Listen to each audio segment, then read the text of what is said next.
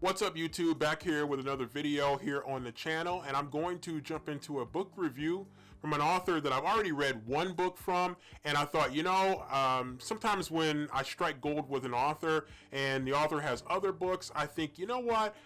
I'm going to give another book a try. And in this case, the author is Riley Sager, and I happened to read the book Final Girls, which I did enjoy, and I did another review on that particular book that you can find on this channel as well. And so when I finished Final Girls, I started looking at other books by Riley Sager, and I found one that I thought was going to be very, very interesting. And I said, you know what? Let's just go ahead and jump into it. So I actually bought the physical copy, and then I also bought, as a backup when it was on sale, I bought the Kindle copy of the book as well. I got it for $1.99, which I was really excited about. And that book is The Last Time I Lied.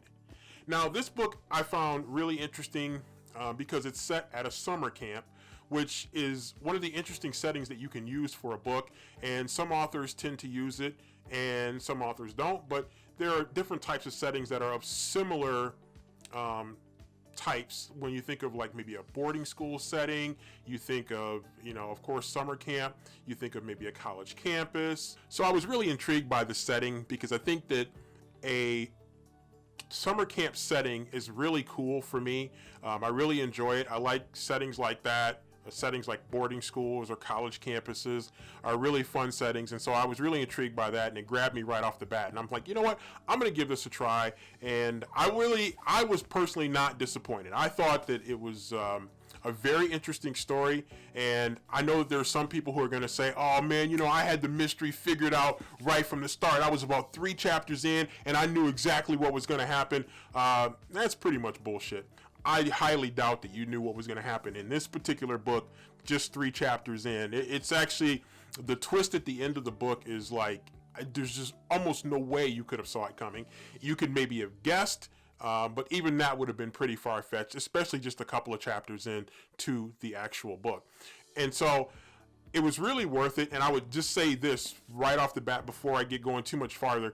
If you start this book, make sure you finish it, because I really believe, despite what some of the 1-star ratings on Amazon say, the ending is worth it. The ending is very interesting, and I almost guarantee you'll be intrigued by it. Now, there's some things, and when you look at 1-star ratings on Amazon, you're going to get some people who are going to nitpick little things that maybe don't quite make sense or don't quite add up to them, or you're like, no, there's no way that would happen at a summer camp, or blah, blah, blah, blah, blah. So there are some things like that happen in the book, and that you can nitpick it and you can get hung up on that kind of stuff, and maybe it can ruin your experience. It certainly did for a lot of the 1-star rating readers that I saw on Amazon.com. That said, I really enjoyed it because I found the characters to be interesting. Now, I'm not one of these people that when I see a character, interesting and likable are the same thing. For me, it's not always about that. A character does not have to be likable for me to be interested in the character. And so some of the characters really interested me right off the bat, even if they sometimes infuriate you with some of the things that they do, some of the decisions that they make, some of the things that they say, and the ways that they treat people. Those things can be problematic, for sure. No question about that. Happens in many stories. It's just one of those things that just happens. But in this case, I really found the characters very interesting. The character Vivian, who's one of the central characters in the story, I found very interesting. I was really almost seduced by her personality and the way that she treated people, and her kind of an alpha personality I found really interesting.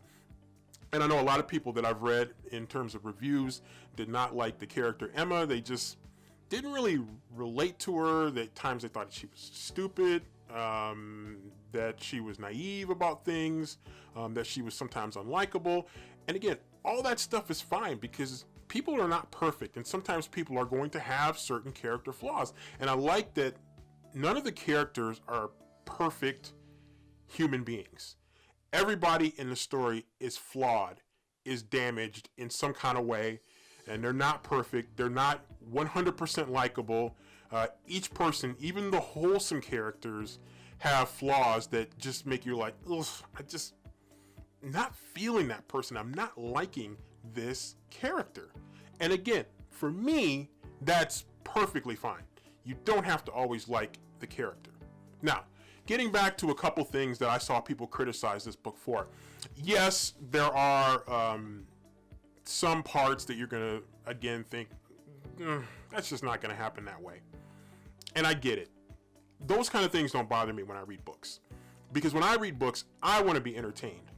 I want to have a book that's going to grab me, that's going to hook me, and that's going to make me want to find out how it plays out and eventually how it ends. So some of those little details that trip a lot of people up and it make them stop after a couple chapters or maybe 10 or 15 pages, those things don't normally trip me up. Not if I'm really interested in the story, not if I'm connecting with the characters. And in this case, I was interested in the story and I was connecting with the characters and I wanted to solve the mystery.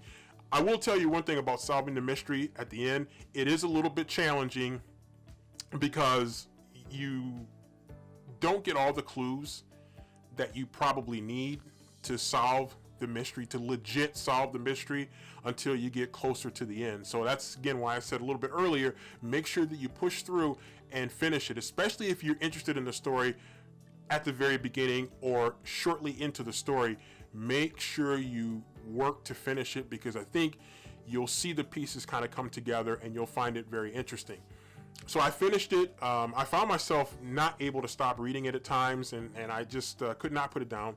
And a couple times where I was at events that I was working, and I found myself pulling out the Kindle to read it and to try to make progress so I could finish it as quickly as possible because I really wanted to get to the end, but I didn't want to overly skim the book because there were things that I just didn't want to make sure that I missed. I didn't want to miss certain things, and so I just made sure to really focus in and really read and make sure that I gathered as many clues as possible before I got to the end to make sure that I was ready to figure out how this was going to end as quickly as possible. And so I think I did succeed in doing that. And I ended up actually reading it very fast. It is a very fast read.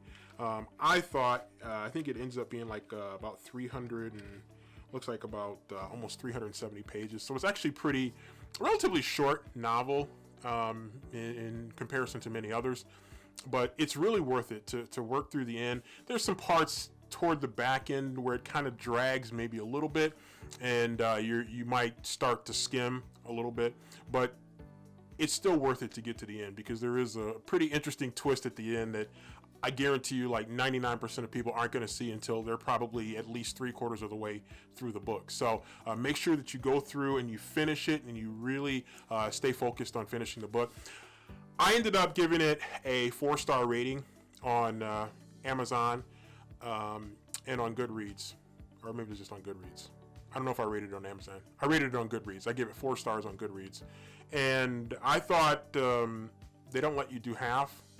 So I was actually probably more at like a 3.5 to 3.75, but I thought it was better than a 3, so I went up to 4. I rounded up to 4, just because I thought that it was just more of a 4 than it was a 3. It was a very interesting story. Again, I really liked the characters. I thought the story was interesting. I thought they did a good job. The author did a good job of wrapping it up at the end so that the pieces of the puzzle did come together and it did end up making sense to most people. There's the 1-star reviewers that nothing ever is going to make sense to them. If they don't like something, they just simply don't like it, and there's just nothing you can really do about it. But in this case, I really liked the ending. I thought it was, as the author himself said, he was satisfied with the ending, and I was too. There is a bit of an opening for a sequel if Riley Sager wanted to go there, but it didn't sound, from what I read on the Goodreads page for this book, it didn't sound like he was overly excited about going there with a sequel. So, and if he doesn't, I think the way it ends is perfectly fine. It was, again, it's just a twist, and I don't want to give it away too much, but it's an interesting twist at the end that's really worth finishing. So don't be deterred by the 1-star ratings. A lot of books are going to get that. It doesn't necessarily mean it's a bad book. It just means it didn't work for some people, and that's fine. That's just the way it is. So that's all I got to say right now. For the last time I lied, I wanted to pick it up after I read Final Girls, I thought, you know what, I like this writer. I'm going to give this writer another try, and I feel the same way after reading this one. So I'm going to pick up another Riley Sager book here, and then I think there's a pre-order available for another Riley Sager book. We'll see if I get to that one, but I'm going to look at the next one that's out there that I haven't read, and to check that one out too, because that did sound like a pretty interesting story. So that's all for The Last Time I Lied by Riley Sager. I ended up giving it 4 stars. I probably, if you could give halves, I probably would have given it 3.5, but I decided to round up to 4, and I think it's a story that's really interesting, grabbed me right at the beginning and held me from beginning to end, and the ending with a great twist at the end made it even that much more satisfying. So if you think about a story where you like set at a summer camp, you like a little bit of a murder mystery, it's a little bit of a younger story in a lot of ways, but maybe like more of like a probably YA to some people, maybe not. But I thought it was really interesting. I would encourage you to give it a try, especially if you had any love for Final Girls. This one is worth a try.